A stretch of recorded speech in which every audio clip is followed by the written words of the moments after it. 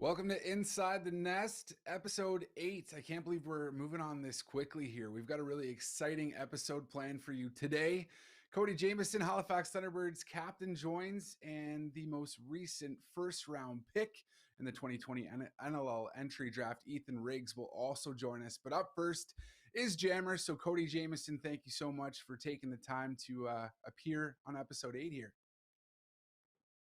Thanks for having me, Tyson. I didn't know if I'd ever get the chance.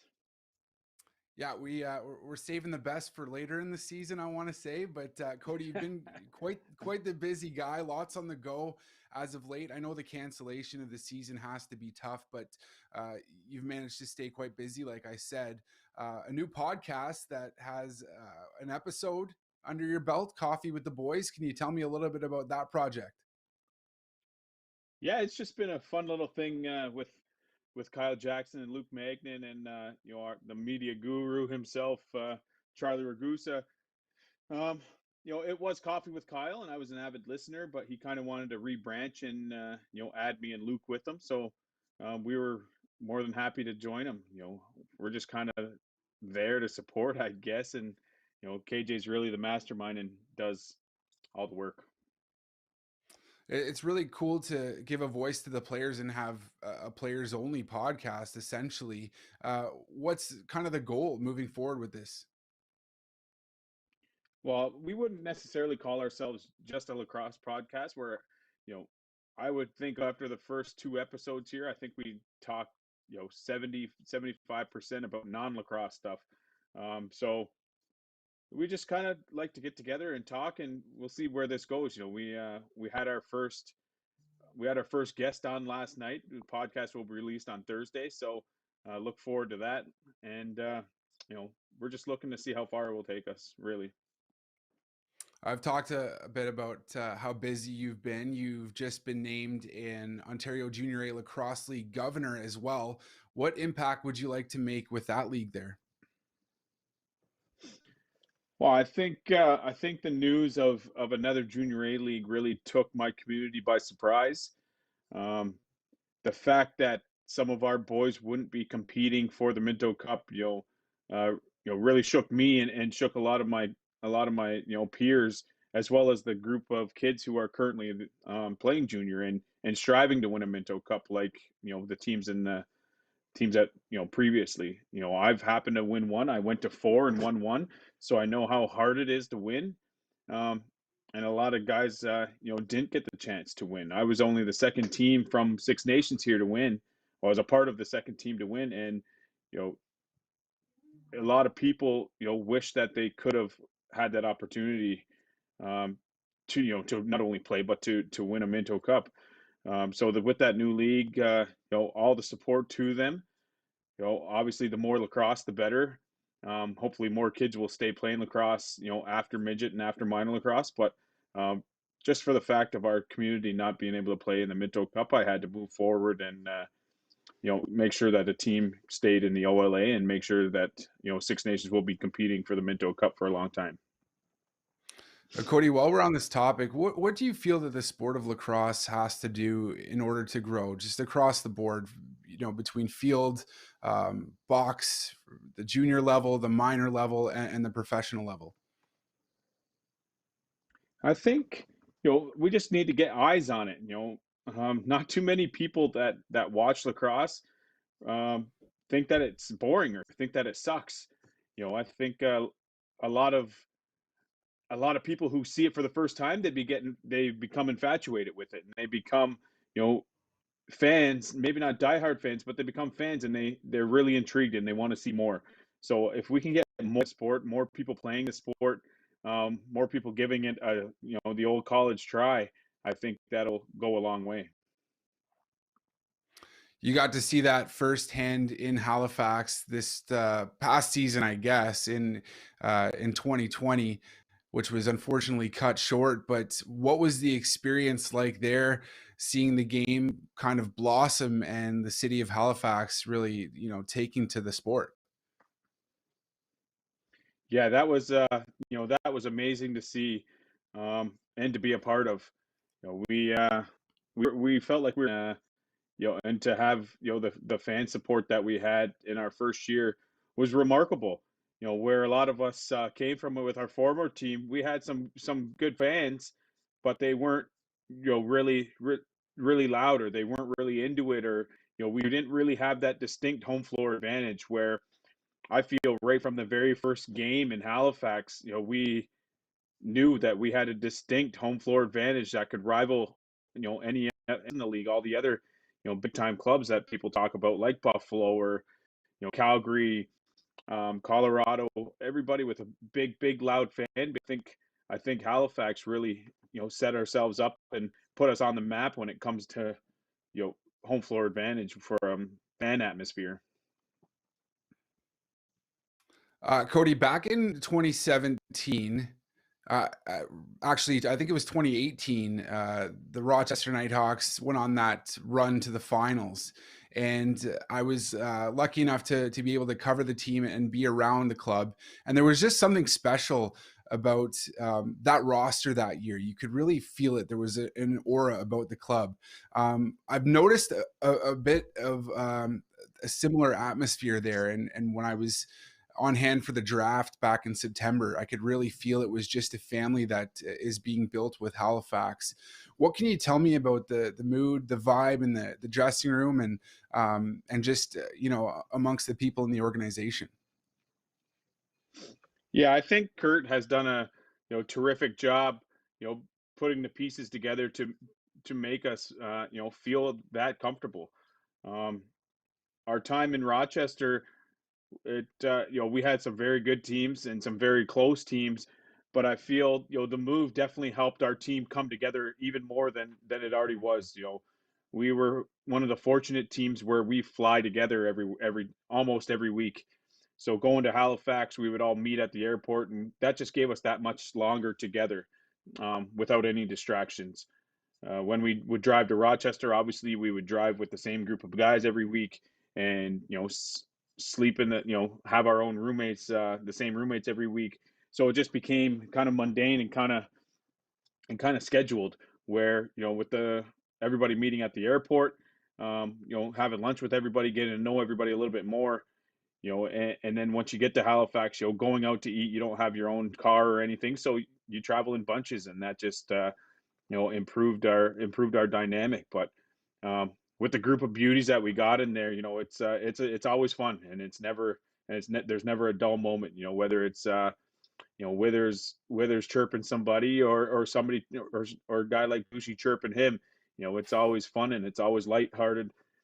And especially, I'd be remiss if I didn't say, Coach Akersi, he definitely keeps the mood light. Maybe not at practice where people are calling him Captain Blood, but um, during shoot arounds, playing music during shoot arounds, keeping it light, having fun.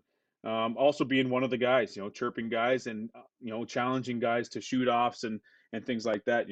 I think how this group is just fun to be around. A pretty successful inaugural season in Halifax. The team was on a serious run, picked by some to go on to win the championship if it would have happened. Again, was cut short. But what do you feel that the team might be able to clean up in order to make a serious run at a championship in 2022? Yeah, so relatively, we're still pretty young. Maybe not myself and Scott Campbell, but and well, I'd be and Banesh, but for the most part, we're still getting our feet wet. Some of our guys, uh, we we were fortunate to go to the championship a few years back in that draft class's rookie year, but they still got all their years ahead of them. So I think one of the biggest and one of the best things is that our core of guys are still very, very young. And it takes a little bit to learn in this league. A lot of people, there's a lot of great players, and a lot of people have won many championships, and so you just can't come in and expect to be great right away. I think after these past few years, this group has gone to the championship, then we've also missed the playoffs. So I think we're right on the verge and right on the cusp of doing something great. Cody, with this team, you've seen clips of you addressing the troops really in a huddle, and it's something that's pretty special to watch. You really do have the attention of everyone on the team. What is it that you're telling the group, game in and game out, be it in the dressing room or in that huddle pregame? Yeah, it's always different. Sometimes it's a joke, sometimes it's a story. Usually just ending it on telling them that I love them and telling them that we're going to go out there and we're going to work and everybody's going to do their job. I wanted to talk to you a little bit about the inclusion and empowerment program, which you've been involved with. A great initiative by the Thunderbirds.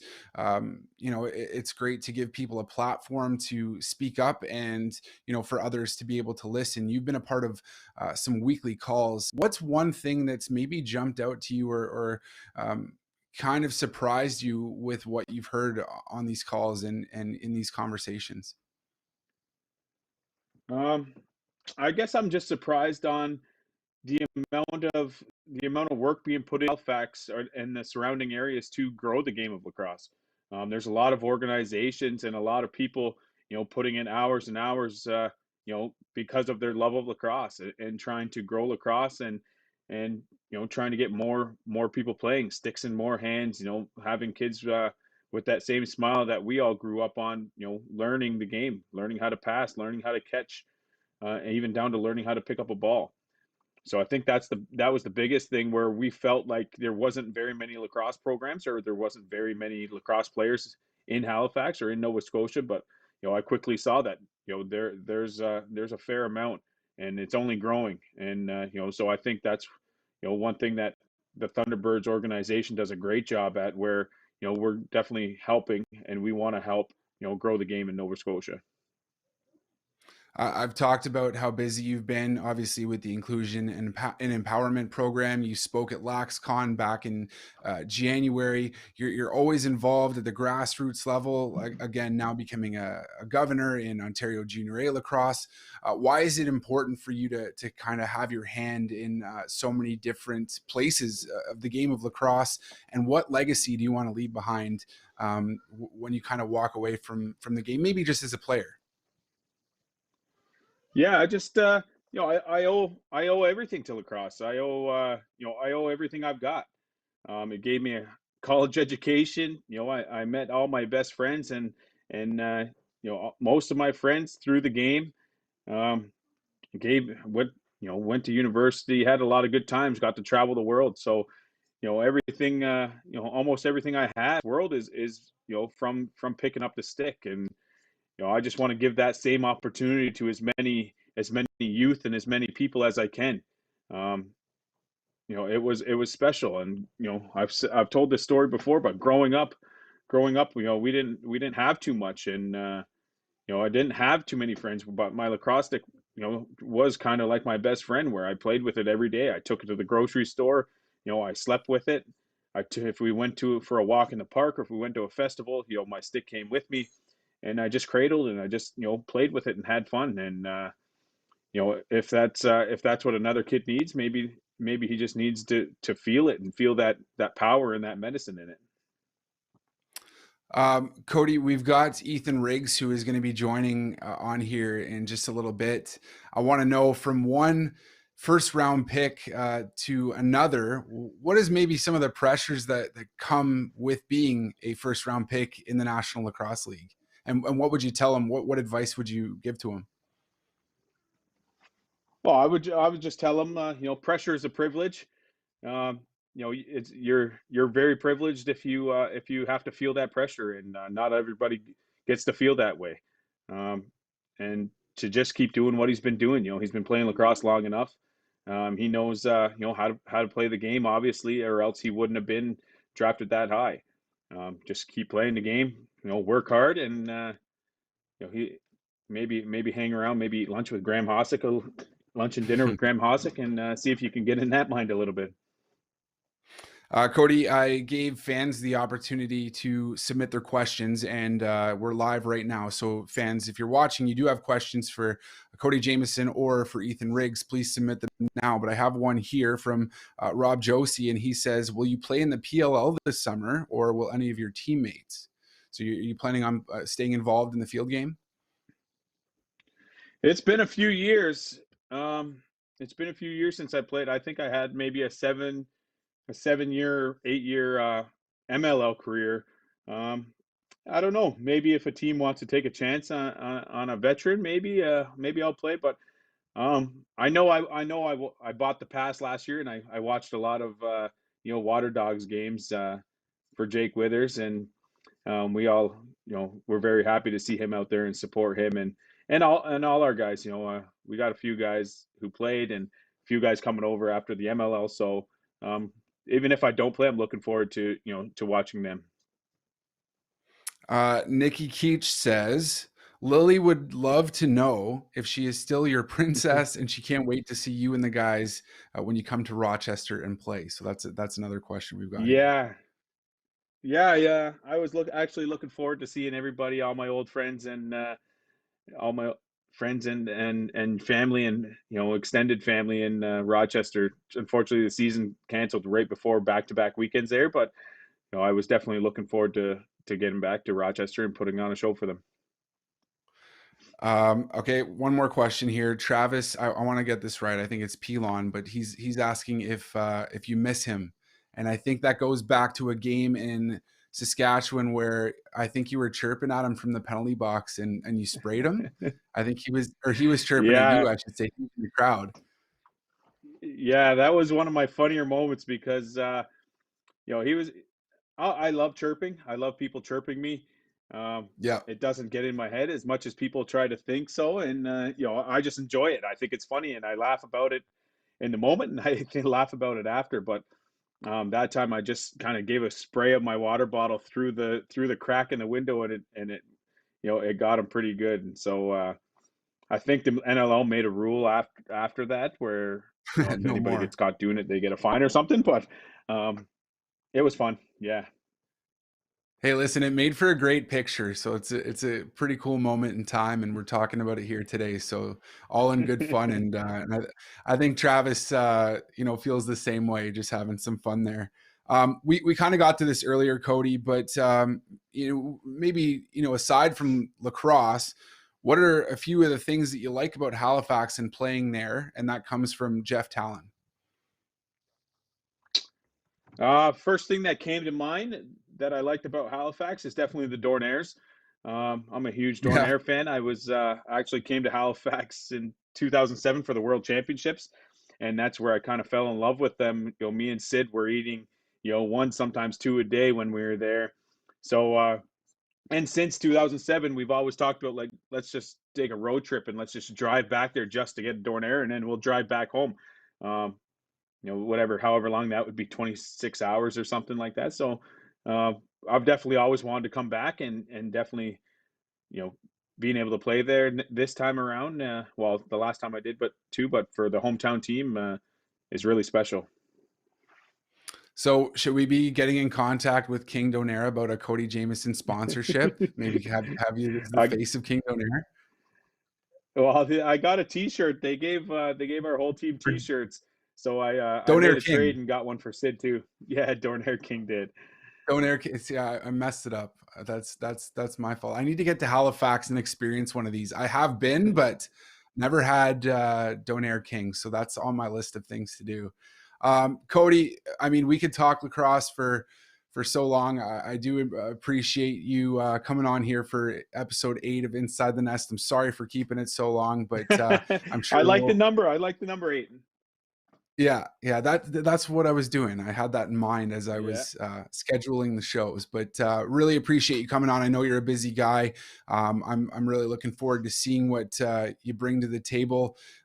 We've all been waiting so long for lacrosse, and I know that you've got quite a bit left in the tank, and it's going to be quite an exciting 2022 season here. So thanks again, Cody.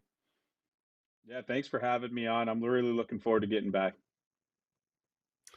Cody Jamieson, the Halifax Thunderbirds captain, right there. As I said, Cody, a great leader on the turf, off of the lacrosse field as well. Done so much for the game of lacrosse, and it was great to have him on and kind of hear from him. And we get from one first round pick to the next, and that is Ethan Riggs. He was selected 11th overall by the Thunderbirds in the 2020 NLL entry draft back in September. And Ethan, pleased to have you on here and nice to chat for the first time.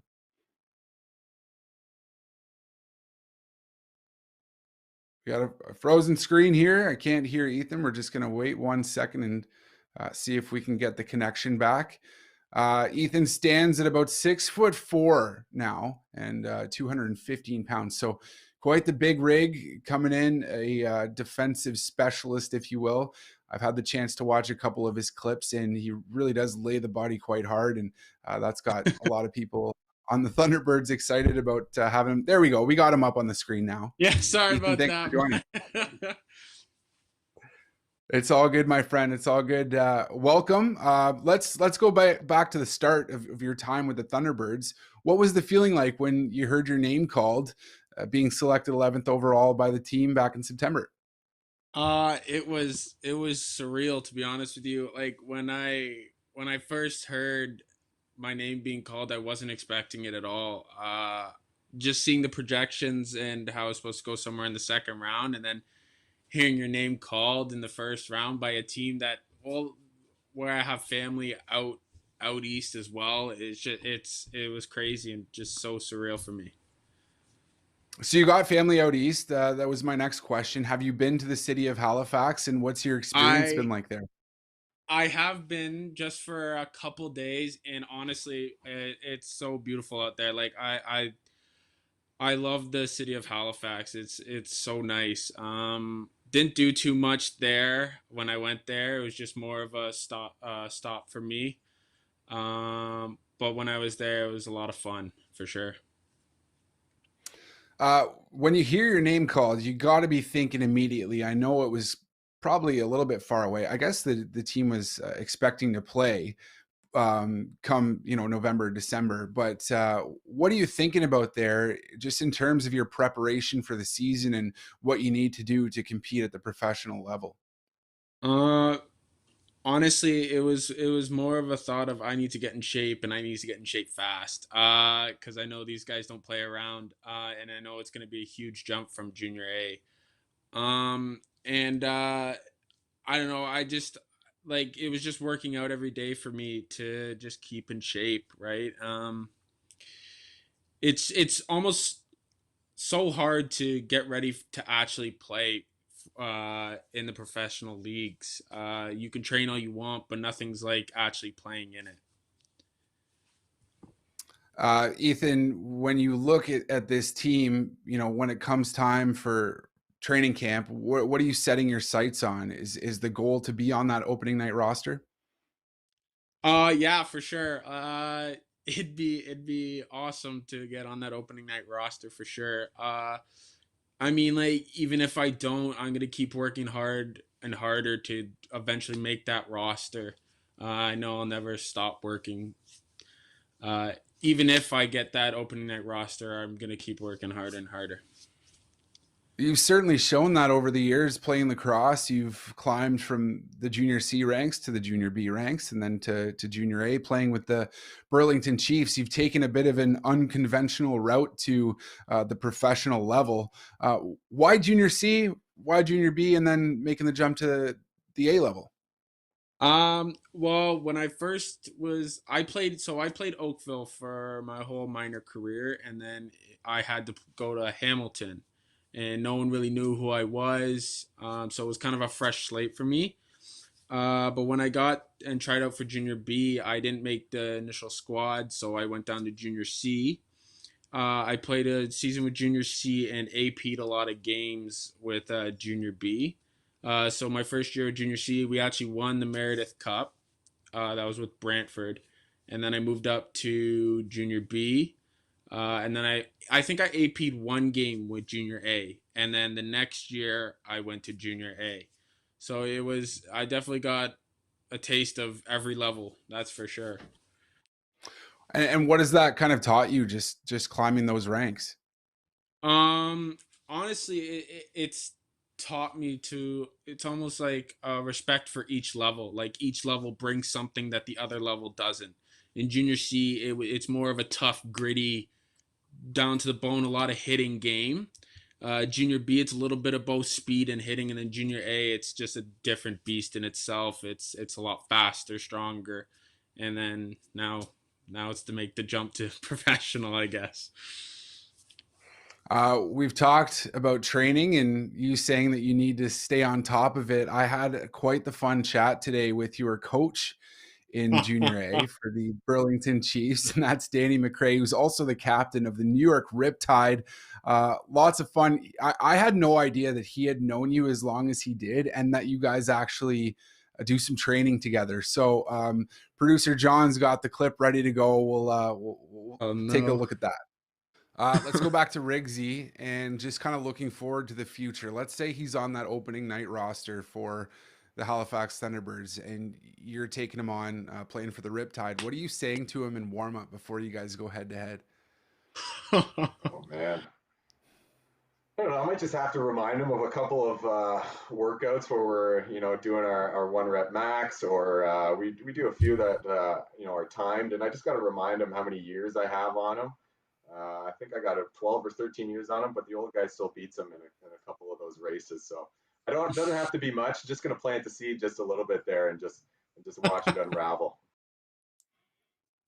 What's the feeling after hearing that? Well, I mean, I guess you gotta let the old man win once in a while, right? So I mean, if he tries to get in my head with that, I'll just respond back with, yeah, you know what, the old man, let him win a couple times. What would it feel like to take on your, a guy that you've kind of grown up with? He mentioned there that his younger brother is the same age as you, and then you're coaching in junior A at the professional level. That's got to feel pretty crazy. Yeah, it does for sure. Just knowing Danny as long as I have, and then seeing him grow from Calgary to New York and all that stuff, and just having the thought of eventually playing against him, it's crazy, to be honest with you. And even like just some of the players I grew up watching, other than Danny, like, and being able to maybe play against them it's so mind boggling for me, and it'd just be awesome. Ethan, we are going to be launching a new segment with Halifax Thunderbirds TV, and that is called The Breakdown. So I get together with Pat Gregoire, Thunderbirds analyst, and we kind of take a closer look at prospects or, players in the organization and just break things down, really. So we got together, we shot our first episode, and we wanted to give everyone a taste of that tonight. So producer John, he's got that clip as well. We'll kind of keep you on the line and we'll get a first take from you about what you think about Pat's analysis of your play. Here's the clip. All right. 3, 2, 1. All right, Pat, with the cancellation of the 2021 NLL season, we haven't really had the chance to kind of dive in and take a closer look at some of the players that were picked in the 2020 NLL entry draft by the Halifax Thunderbirds. So we're going to break it down just a little bit today. I want to start by taking a look at Ethan Riggs, picked 11th overall in the 2020 draft. Just what does he add to this team? Defensive coach Billy D. Smith, really high on this player, as is the rest of the organization. Absolutely. He went even as far to say that this is a guy that has the potential to be Graham Hossick without that offensive upside. And what he means by that is when he played with the Burlington Chiefs in Junior A, he's picking guys up and throwing to the ground. He's a dominant physical force. He's a big body that continues to grow and get more athletic. He's not just a big, slow body. He's fast. He can move. And he's a guy that has a very high ceiling. I don't know if he's going to break onto that roster right away and make an impact, but this is a project that I know Billy D. Smith is excited to work with, and one day we can see him being a huge impact player for this T-Birds roster. Now, one of the things that really jumps out to me about this player is he had the chance to develop at the junior C level, then B, and then A. And we've seen another player in Graham Hossick kind of take that same route. Just what does this say about his player and maybe his trajectory? I think it just shows you that he's a guy that continues to get better and better, and he is willing to get better and better. He didn't hang it up after, getting, playing junior C, playing junior B. He's worked all his way up to junior A. He even played in the Arena Lacrosse League. He's a guy that wants to get better, and he continues to get better. He knows what he needs to get better at. He knows he's got that physical body. He knows he's strong and athletic. So it's the other parts of the game that he's working on to being that well-rounded defender. And I think you nailed it exactly. He's a guy that started in junior C and worked his way all the way up, much like a Graham Hossick. So another correlation there. And I mean, Tyson, if you get compared to Graham Hossick, even if you're just in the same sentence of the guy, that's very, very high praise. We throw the term generational talent around quite often. Graham Hossick may actually be that, as some have proclaimed him as the #1 player in the league. But let's kind of move on past that. We'll take a look forward to the 2022 season. The Halifax Thunderbirds have a ton of depth, Pat. There's no denying that, especially on the back end. Right through the roster, really. Ethan Riggs, just what does he need to do in camp in order to make the opening night roster? I think he's just got to be himself, got to play that strong, physical, dominant role. Yes, you're a young kid coming into the National Lacrosse League, going up against grown men like Cody Jamieson, Ryan Benesh, but just prove that you are ready to play at that next level. Don't try to be this other player that you're not. Don't try to be a transition stud, match the speed of Tyson Bell.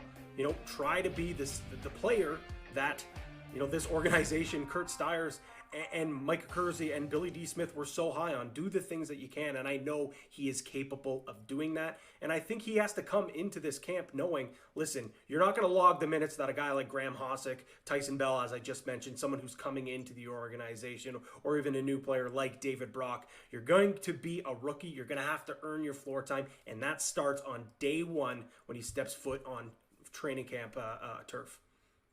Well, thanks a lot, Pat Gregoire. There's one thing we have no doubt about. Halifax Thunderbirds fans really excited to see what the big rig can do on the turf.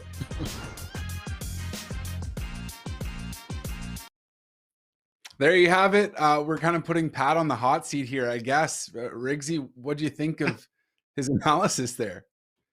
Oh, wow. If I didn't feel the pressure before, I sure feel it now. That was just amazing to hear. But yeah, no, now I definitely feel the pressure for sure. Wow. I don't even know what to say to that. That's crazy. Have you got the chance to watch much of Graham Hossick, in the game of lacrosse? Because there are those comparisons that are kind of being thrown around right now, and how does that make you feel?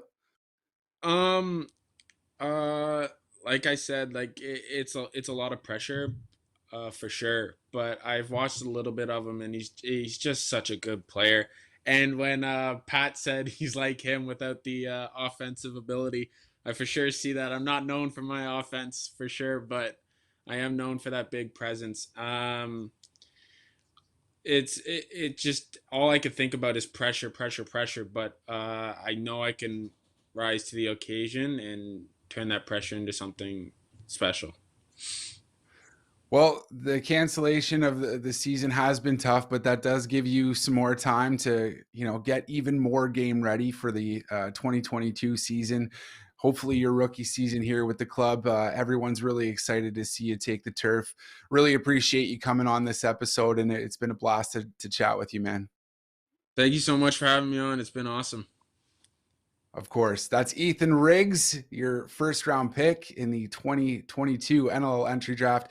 That was back in September. Now our eyes are kind of moving forward to the next draft, which will take place in September. Again, we're going to be doing some draft profiles with halifaxthunderbirds.com and Thunderbirds TV. So keep your eyes peeled for that. We want to know which players to kind of be on the lookout for as we approach September in that 2021 draft. I want to thank everyone for taking the time to tune in. It's been great having you on here, submitting your questions. We do thank you so much. Once again, big thanks to Cody Jamieson for coming on. Ethan Riggs again, our producer John Catalano did a great job. Charlie Ragusa, Avery Light, the rest of the Halifax Thunderbirds organization. It's fun to be able to still create content and put it out for all of you, the fans. Thanks for joining us here for episode 8 of Inside the Nest. You can catch all the episodes after this one's done. We'll be sure to put it up, but on Spotify and wherever you may stream your podcasts. Listen while you're maybe driving to work, you're at the gym, and you are just kind of craving some Halifax Thunderbirds talk. They'll all be up there. And in 2 weeks' time, we will go live with Inside the Nest episode 9.